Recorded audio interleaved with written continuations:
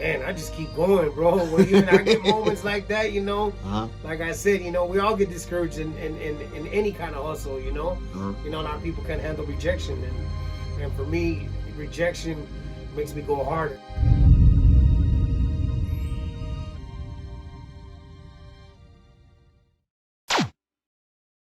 Yeah, man. Sundayz Bezt in the building with my man Blasto. What up? Hey, man, how you feeling, dog? I'm feeling amazing and blessed. We're out here on Sundayz Bezt. Made it. Hey, man. So, quick little backstory, man. We met at a show, at a lowrider event, and we tried to, you know, I saw what you were doing. I loved your setup, everything, man. Just an all-around hustler, dude. And I was like, oh, this dude right here, he's about his business, man. And we tried to do an interview, and it was just noise, cars everywhere. Music, all that was blasting in the back. We were trying like, hold up. Fast car pass. I had another one that cut past by, bumping too, like. Right, and then a Harley would come by, and you know, like, dang, man, this ain't gonna work. So, but all things happen for a reason, because now we are in Blasto's castle, man. We in the house that Blasto built right now, man. We in where we at? We in Arleta. We're in the city of Arleta, 8940 Woodman Avenue. We made it to the Blasto store. Yes. There we go. There we go, man. So, first of all, I want to ask you, you got a streetwear brand, you got all kind of, you know, different ventures that we'll get into later on, but what attracted you to lowriding and the lowriding scene? Like, how did you find yourself there? You know what? It's just the crowd, the clothing brand, you know, attracts the streetwear, the street side of the lowrider scene. So I was like, you know what? This is more of a target, because I've been to different events, different shows, and sometimes I didn't fit into this kind of scenario, but I still got it in, and the lowrider community has been showing me hella love, and I just want to give a big shout out to them too for opening the doors, inviting me to these scene and inviting me to this. Yeah, and that's dope. That's dope, because that's one thing about lowriding is, like, you know, once you in, you in. You know what I'm saying? Like, it's a tight-knit community. Everybody know everybody. And so the fact that, you know, you're a part of it, I was like, going by, because it's a bunch of different vendors and stuff at events, but your setup, man, is stood out, man. I saw your face. You got your logo on there. I was like, who is this dude? It, you know, it definitely does. You know, I can put that banner up in the middle of the street, and people be just honking and saying what's up, and, you know, they recognize the character. So how did Blasto come to be what it is today as far as the brand? Well, you know what? I started off in 2005 with a couple, actually one shirt. And when I did that one shirt, the response to it in the whole community where I was staying at the time was like dope. You know, I made a first run and everybody loved it. I was like, man, I gotta keep this going. So over the years, you know, of course I took my little pause, you know, took a little break, just like everybody when they start. So after a while, you know, I just started making more, and people started wanting more different designs. So when I came up with different designs, I started seeing people were engaging more with the Blasto brand. So, you know, of course it was a streetwear brand, you know, didn't know what to put out there just to see what other people like. So, yeah, I stuck with Blasto, and man, the designs, I just constantly had to start changing them up just for different people's, see what they like, you know, different people's taste and preference and stuff like that. Every head's a different world in this, you know. Some people might not like, some people might like the one that you did in the past. So it's just a whole different ball game when it comes up to the streetwear and fashion. You got to keep up with the trend and stuff like that. Right. So how do you balance being true to yourself and what you like, and not getting caught up in just, say, a trend or something like that, or just, you know, how do you navigate that? Is different, because a lot of there was a time that came in with a lot of that colorful t-shirt, like vintage look. Yeah. And of course, for me, in my eye, wasn't the streetwear. That streetwear to me is like ski masks. Yeah. At the beginning, dark colors. Yeah. Strap, telephone poles, Converse on the telephone poles and shit like that. That's the kind of streetwear that it caught my attention, and that's what I started off with in the beginning, you know. Yeah. But then, you know, as people were engaging more with the clothing line, I had to keep it more neutral, more simple. You can see a lot of my designs, you know, are colorful too. The colors attract a lot of, you know, of different people. So just because the change of the color is where it's engaging a lot more. When you first started, what were some roadblocks that you encountered that you had to overcome? Man, the roadblocks, when I got I got the door shut on me a couple of times in a couple of events that I wanted to pop up. A couple of sports bars, you know, they wouldn't let me put my table out, you know. Of course, you know, a lot of events, you know, either that or negotiating with vendor fee and all that. But as I kept going, you know, a lot of people respected the hard work and all this, and you know, now I get just calls like, hey, pull up, you know, this one's on us. So it's like a good feeling. That's you dope. know? And the funny thing is, when you say, and I didn't mean to cut you off, but speaking to your hard work, I see you everywhere. I mean, we're in Arleta. City of Arleta, yeah. When I first met you, we were in the Inland Empire somewhere in like Ontario or Riverside. Riverside. We were in Riverside. Yeah. And then I saw you like near LA or something like that. Like you all over the place, huh? So when you were traveling all over these like different places and stuff like that, right? What's the main purpose? Is it solely to spread awareness for the brand, or are you traveling around like with a bunch of merchandise? Man, I always got merchandise on me. My truck is like to the full capacity on it. Even the back of my car seats is like stacked with merchandise. But yeah, you can only make so much noise in your community. So my next step was to move around and spread the brand, you know, get people familiar with the logos and you know, the streetwear brand, and you know, that's probably the best move that I made, because now any city where I touch down at, people tap in like, yo, I want to cop some merch, you know, or where can we meet?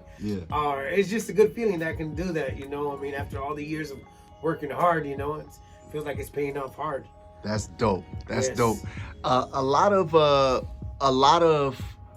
the lowrider channels, lowrider like media outlets, myself included, we tend to have like our own merchandise, you know. Right. But obviously the merchandise kind of comes second to, you know, the cars and what we do, like, and what, you know. So what's some advice that you have for like all the guys that, you know, are selling merchandise and stuff like that? What's maybe some tips or pointers that you could give us for being successful with the merchandise? Man, you just gotta keep going at this, man. You just keep going and keep consistent.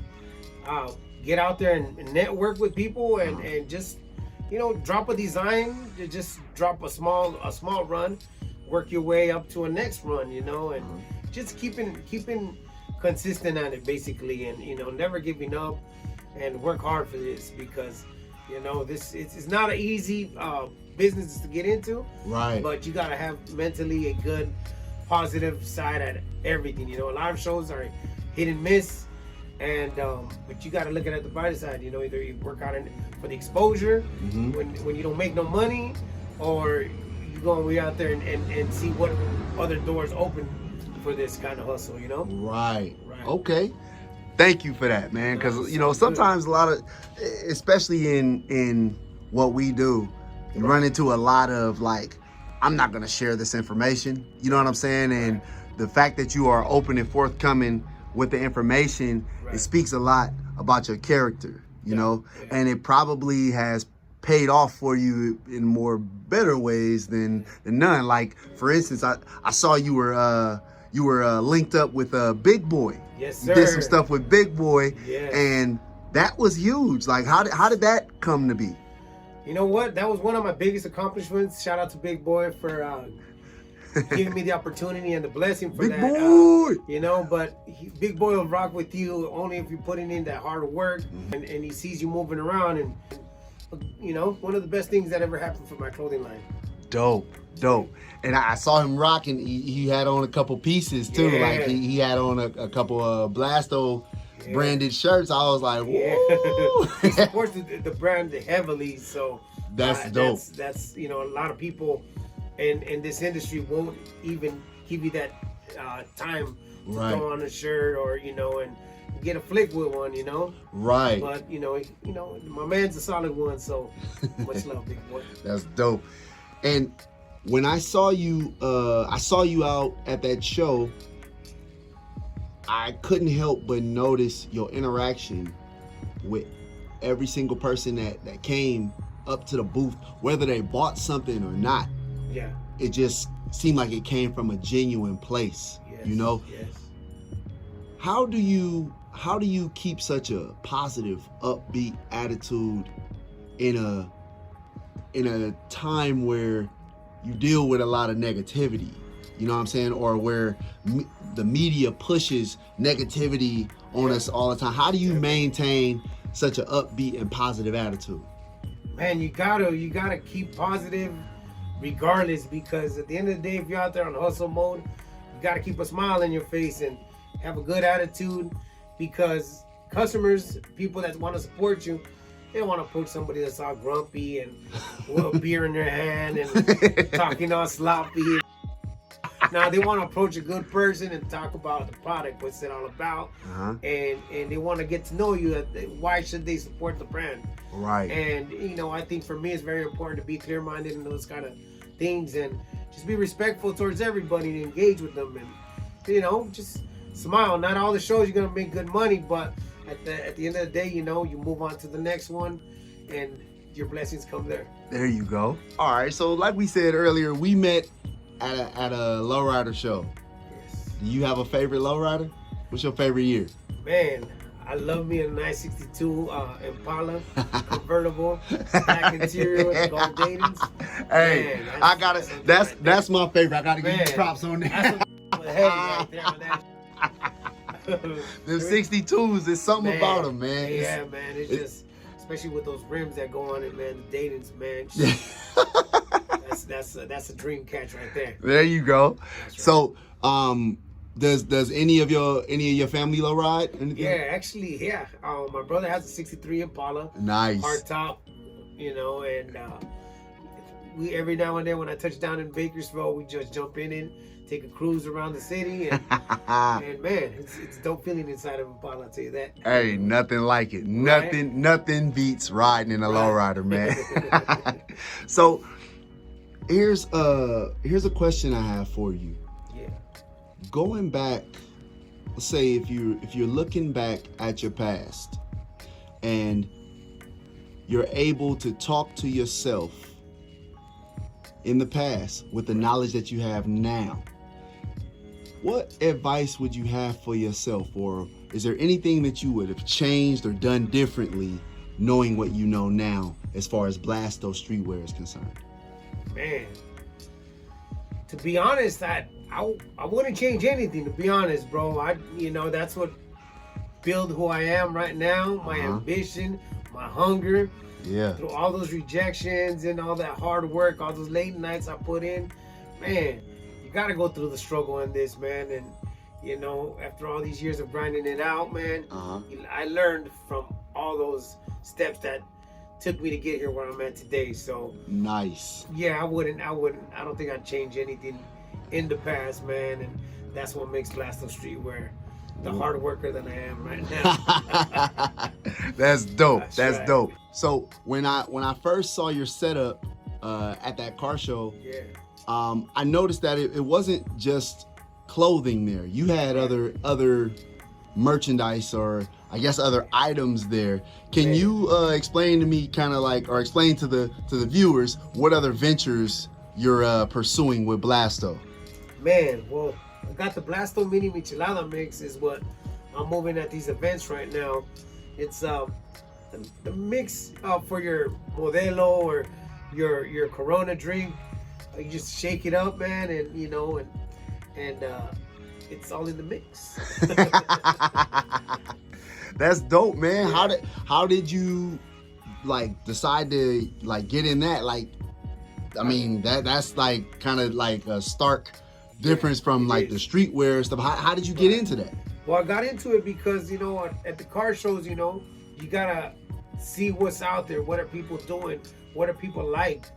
So, of course, a lot of people are not gonna buy too much streetwear. You know, they're there for other things and see what else is out there. So, I seen a lot of people drinking their Modelos, and my mind was like, man, how can I engage something like that with this scenario?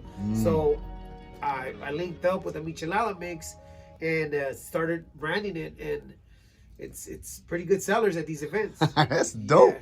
Now that right there is So what you good. call being a hustler. Dog. That's Gotta switch it up, man. entrepreneurial. Dog. Thank That right there is the entrepreneurial spirit. Yeah, man. thank you, man. It's all in the mix. So we gotta keep it moving and see what catches other people's attention out there. Dope. Yeah. Now, if somebody wanted to get some mini michelada mix or grab some clothing from you or something like that, Right. and maybe they're not available to go to a local show or Right. wherever you are, maybe they're in another state, because Right. Sundayz Bezt, we got viewers all over the United States, man. Yes. How can people get in touch with you and figure out how they can support your business? Yes, well, they can check out my website, www.blastostreetwear.com, or follow me on my social media platforms, Blasto STWEAR Wear, and Facebook, Blasto Streetwear. You can contact me on all those platforms, and I got your response. Nice. And I'll link all his info in the video for y'all that wanna get in touch with Blasto, man. Hey, I know you're a busy man. I know that time is money, so I'm not gonna take too much more of your time, man. I wanna thank you for this opportunity to come to your space and interview you, man, for Appreciate Shine. you. And hey, man, we'll be in touch, big Thank bro. you very much for your time too, man. And many blessings and much success to everybody out there. Keep grinding, keep hustling. Your boy Blasto Streetwear, Sundayz Bezt.